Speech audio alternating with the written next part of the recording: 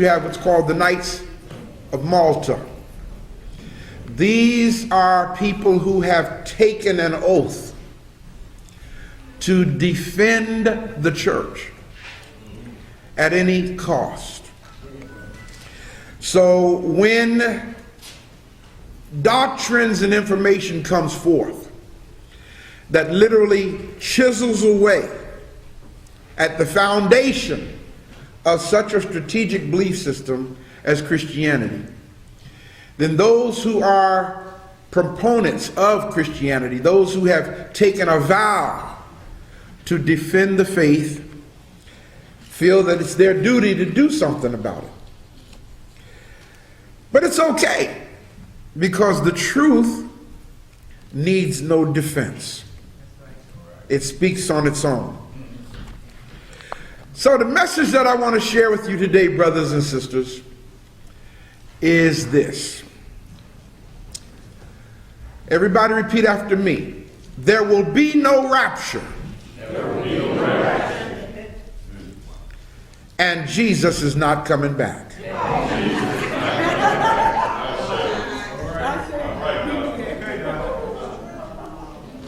Did y'all get that? Now, once again, I know those of you here, you know that already, unless we have some visitors with us today. Okay? But there are a lot of, y'all, I'm going to be honest with you, I'm starting to get an influx on Facebook, email, phone calls. I'm starting to get a serious influx of people who've been listening, who started listening from the perspective of how can I disprove this brother. A few minutes to tell you what I've been going through, for the last couple of years, okay? I've been through a lot. I've never been through this much in my life, okay?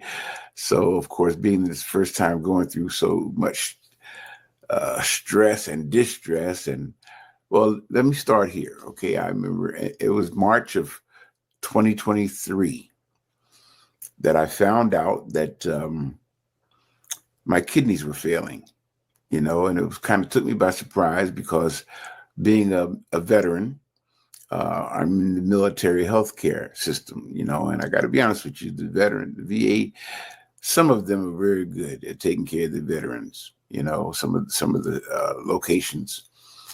At any rate, I go for a physical every 6 months. That's part of the benefit of being a veteran. So I'm trying to figure, how did my kidneys get to the point to where as they're failing, and I didn't know anything about it until March of 2023. I talked to several colleagues, and they said kidney failure does not take place that fast. It takes years, man, for your kidneys to get that bad. Well, why wasn't I informed that my kidneys were declining? Why wait until I get to the point to where I have to be on dialysis? Well, of course, I was informed that I would have to be on dialysis, and the nephrologist that told me that I had to be on dialysis told me that if I did not get on dialysis right away, I would be dead in less than a month's time. What a thing to say to somebody who doesn't know, that was a major shock to me. Like, it just kind of took me for a loop, man. It threw me off balance. I couldn't concentrate. I couldn't think right. I couldn't plan right. I couldn't schedule things like I want to.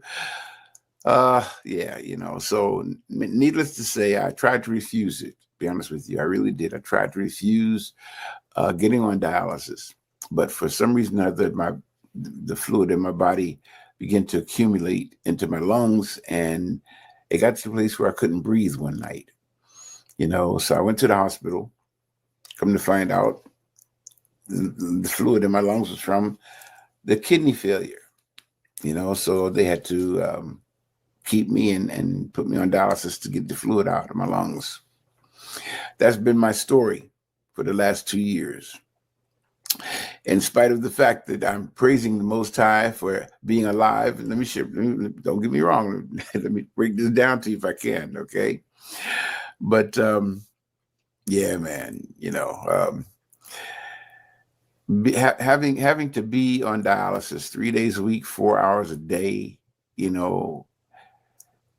it messes up your whole program, it messes up your whole agenda, it messes up, you know.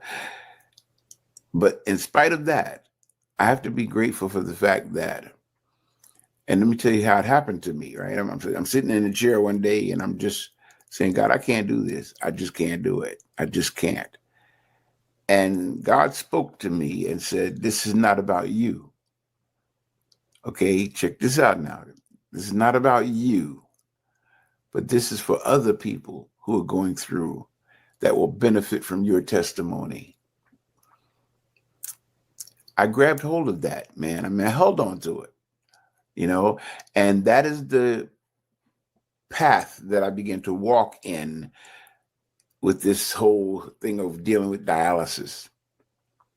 It's not really about me. It's for the glory of God, you know. It's so that God would be glorified, you know, by other people will see what God has done in my life. God will be glorified. And that's really what this is all about. You know, that's really what this is all about. And I met a brother, okay, shortly after, in fact, it was around maybe December, or two or 3 months after I got off on dialysis. I met a brother who passed away now. His name was Bishop Norman Hutchins. He put a song out entitled "Shout Like You Got It." You know, and I'm listening to the song, and this phrase, he said, one line in the song said, "Don't throw in the towel. It's too soon to quit." Brothers and sisters, if there was ever a time where the timing of the words of a song ministered to me in a most powerful way, it was at that moment. Because I had actually reached a point of about to do that, man. You know, can't travel no more, can't do what I do. You know, and I was about to throw in the towel. And that brother said in a song, he had no idea who I was, right? Okay, that's just how God works. The universe is just doing things in sequence and in order here. I'm listening to the song at a moment I needed to hear those words, "Don't throw in the towel. It's too soon to quit." Brothers and sisters, that impacted me so heavily that I looked this brother up, found him in Los Angeles, emailed him, and told him, man, I got to come shake your hand. I got to come shake your hand because God used your song to literally save my moments, my life at this time. I got to come shake your hand. So I flew all the way to Los Angeles just to meet this brother. We became very good friends. Come to find out he had the same testimony. He had received a kidney replacement as well. Ah, man. So we became very, very good friends in a very short span of time. I began to look to him for direction and guidance, what have you, being that he had been through it too. And there's another good friend of mine, brother Daryl. You know, see, I knew this was going to happen. I should have started writing this stuff down. Okay. But brother Daryl Murray, I think it is it? It's cross. I think it's Daryl Murray. Anyway, the brother Daryl, if you're listening, you know I'm talking about you, right? And he also had been through he's a kidney patient as well. And between those two brothers, that's how I was navigating this thing, you know. And then Bishop Hudson just passed away suddenly. It kind of threw me for a loop. But to make a long story short, I asked you guys to pray that God would bless me to get a kidney. Okay, and I got a call from the VA. I've been approved for a transplant. And I'm waiting for them now to call me back to schedule the day of the transplant.